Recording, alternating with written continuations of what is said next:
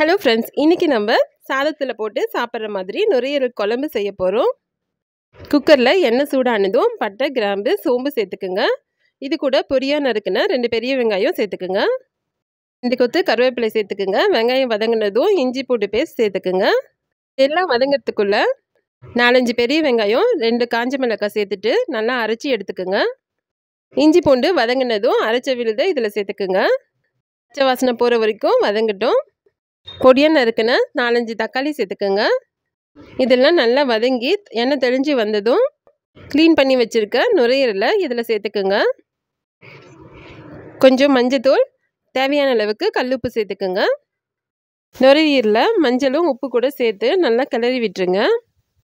இது கூட ஒரு பச்சை மிளகாய், 2 ஸ்பூன் மட்டன் மசாலா சேர்த்துக்குங்க.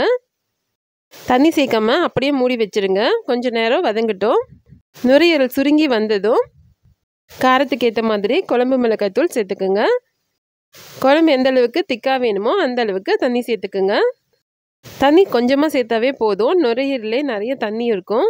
நீங்கள் தண்ணி அதிகமாக சேர்த்துட்டிங்கன்னா குழம்பு ரொம்ப தண்ணியாக போயிடும். குழம்பு மூடி வச்சு நல்லா கொதிக்க விடுங்க. கொதிக்க ஆரம்பித்ததும் அரை மூடி தேங்காவை அரைச்சிட்டு இது கூட சேர்த்துக்குங்க.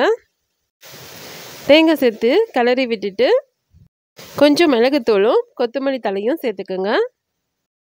குழம்புல எல்லாத்தையும் கலந்து விட்டுட்டு மூடி போட்டு 4-5 விசில் வைங்க. 5 விசில் வச்சு இறக்கி வச்சுட்டேன். இப்போ ஓப்பன் பண்ணி பார்க்கலாம். எண்ணெய்லாம் மேலே தெளிஞ்சு நல்லா வந்திருக்கு.